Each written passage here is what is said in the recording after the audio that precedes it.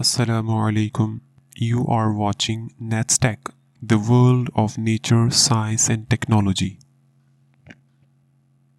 शहद की तारीख़ तकरीबन उतनी ही कदीम है जितनी कि ख़ुद इंसान की, बल्कि अगर ये कहा जाए कि शहद की उम्र इंसान की मालूम उम्र से ज़्यादा है तो ये कहना गलत ना होगा। एक ज़माना था जब शहद को वाहिद और इकलौती मिठाई की हैसियत हासिल थी और ये सबसे कीमती ग़िज़ा हुआ करता था।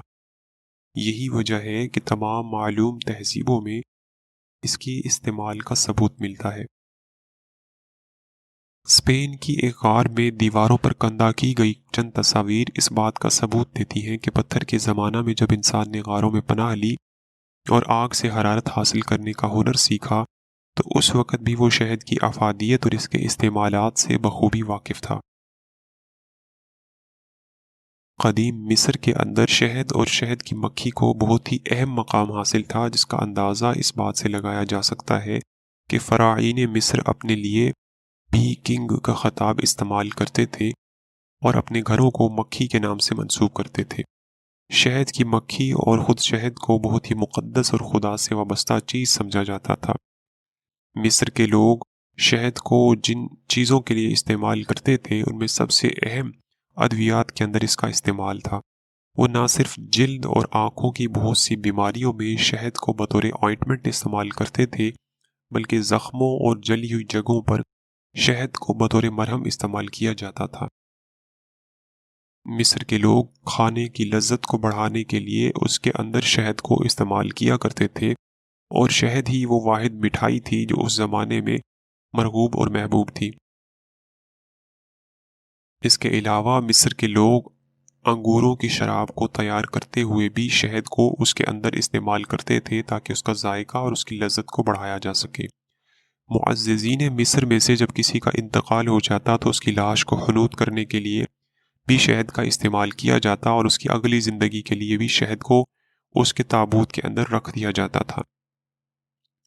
यूनान की तहज़ीब में भी शहद और शहद की मक्खी का मकाम बहुत ही नुमायाँ समझा जाता था।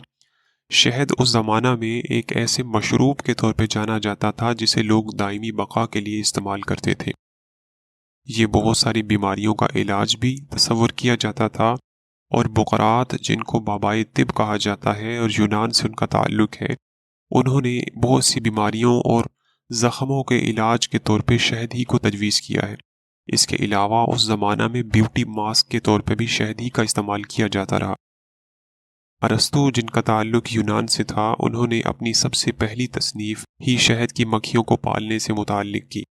इससे बखूबी अंदाज़ा लगाया जा सकता है कि वो लोग शहद की अफादियत से अच्छी तरह आगाह थे। ओलंपिक के मुकाबले जो कि कदीम यूनान से ही चले आ रहे हैं, उसमें शहद को एथलीट्स के लिए बतौर नेचुरल डोपिंग इस्तेमाल किया जाता था और गर्म पानी के अंदर शहद को डालकर उस मशरूब को बतौर एनर्जी ड्रिंक इस्तेमाल किया जाता था। रोम के लोगों ने 146 क़ब्ल अज़ मसीह में जब यूनान के ऊपर हमला किया और यूनान के बेशतर हिस्सा को फ़तह कर लिया तो उन्होंने यूनान के उलूम से बहुत कुछ सीखा। उन्हीं में से एक चीज़ शहद की मक्खियों को पालने का हुनर भी था। रोम के लोगों ने शहद को तकरीबन उन तमाम चीज़ों के लिए इस्तेमाल किया जिनके लिए यूनान के लोग उसे इस्तेमाल किया करते थे, लेकिन इसके अलावा उन्होंने शहद की मक्खी से हासिल होने वाले वैक्स या मोम को भी मुख्तलिफ अद्वियात के अंदर इस्तेमाल किया। मसलन उन्होंने शहद की मक्खी से हासिल होने वाली मोम के ज़रिए से अंतड़ियों की बहुत सी बीमारियों का इलाज दरियाफ्त किया और इसी मोम को जिल्द की बीमारियों के लिए भी इस्तेमाल किया।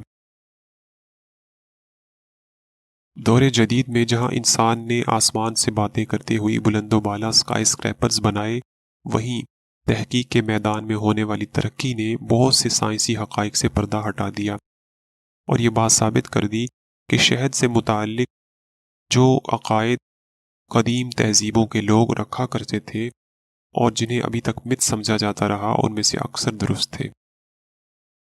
जदीद तहकीक ने यह बात साबित की कि फ़ाइटोन्यूट्रिएंट्स के नाम से कुछ ऐसे अज्जा हैं जो पौधों की ज़िंदगी का लाजमी जुज़्व हैं और पौधों को बीमारियों से लड़ने में मदद देते हैं। वो शहद के अंदर कुदरती तौर पर मौजूद होते हैं। मसलन इन्हीं में से एक जुज़ ऐसा है جس کا تعلق انسان کی ہڈیوں کی صحت کے ساتھ ہے، اور دوسرے اجزاء چند ایسے ہیں جن کا تعلق انسانی پھیپھڑوں کی صحت کو بہتر بنانے اور اس کے دل کی صحت کو بہتر بنانے سے ہے۔ اس کے علاوہ یہ بات بھی پتہ چلی کہ شہد کے اندر موجود فائٹو نیوٹرینٹس میں سے چند ایسے بھی ہیں کہ جو اس کی امیونٹی یا بیماریوں کے خلاف جسم کی مدافعت کو درجہ بدرجہ بڑھا دیتے ہیں، اور کچھ کا تعلق انسان کی دماغ کی سوچنے سمجھنے کی صلاحیت کو بڑھانے کے ساتھ ہے۔ یعنی شہد جہاں ایک میٹھی اور لذیذ خوراک ہے، وہیں پہ ایک غذائیت سے بھرپور اور لذت سے بھرپور خوراک بھی ہے۔ انسانی جسم پہ لگنے والے زخموں اور جسم پہ آنے والی خراشوں کے صورت میں شہد ایک بہترین مرہم کے طور پہ بھی استعمال کیا جا سکتا ہے، کیونکہ جدید سائنس نے یہ بات ثابت کی کہ شہد کے اندر قدرتی طور پہ ہائیڈروجن پر آکسائڈ موجود ہوتا ہے جو کہ ایک بہترین مرہم ہے۔ اگر شہد کے ان خواص کی بات کی جائے جن کا تعلق انسانی معدہ کے ساتھ ہے تو ان کی فہرست طویل ہے۔ شہد کے اندر بھرپور مقدار میں اینٹی آکسیڈنٹ پائے جاتے ہیں۔ اس کے علاوہ اس کے اندر اینٹی بیکٹیریل، اینٹی فنگل اور اینٹی وائرل اور اینٹی سیپٹک خصوصیات بھی موجود ہیں۔ اگر بات کی جائے اینٹی آکسیڈنٹس کی تو اینٹی آکسیڈنٹ وہ اجزاء ہیں جو جسم میں موجود فری ریڈیکلز پہ قابو پانے میں مدد دیتے ہیں، اور فری ریڈیکلز ہی وہ چیزیں ہیں جو کہ دراصل انسانی جسم کے اندر ایسیڈیٹی یا ایسڈ ریفلیکس کا باعث بنتی ہیں، جس میں انسان کو سینے میں جلن اور درد کے ساتھ خشک کھانسی کا سامنا کرنا پڑتا ہے۔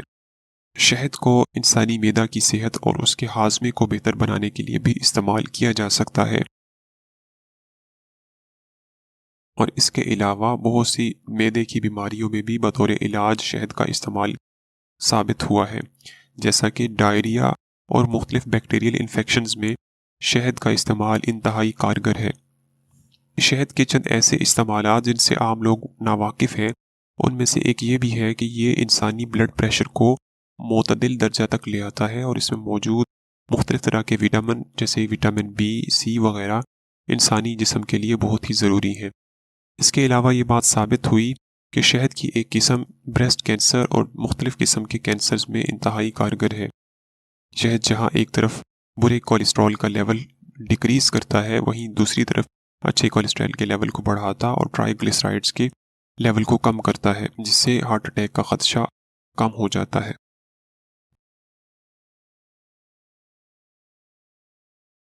شہد کی افادیت، اس کے مصارف اور اس سے وابستہ مختصر انسانی تاریخ جان لینے کے بعد یہ سوال پیدا ہوتا ہے کہ اس کی تیاری میں وہ کون سے عوامل کار فرما ہیں جنہوں نے زمانہ قدیم سے ایک مؤثر قدرتی دوا اور مرغوب غذا کے طور پہ شہد کی حیثیت کو برقرار رکھا، اور مکھی کیوں کر اپنی پوری زندگی میں مستقل مزاجی سے قدرت کے اس رس کو اکٹھا کرنے میں لگی رہتی ہے۔ اس سوال کا جواب یقیناً ایک الگ ویڈیو کا متقاضی ہے۔ اگر آپ کو ہماری ویڈیو پسند آئی تو اسے لائک کیجیے، شیئر کیجیے اور چینل کو سبسکرائب کیجیے۔ شکریہ۔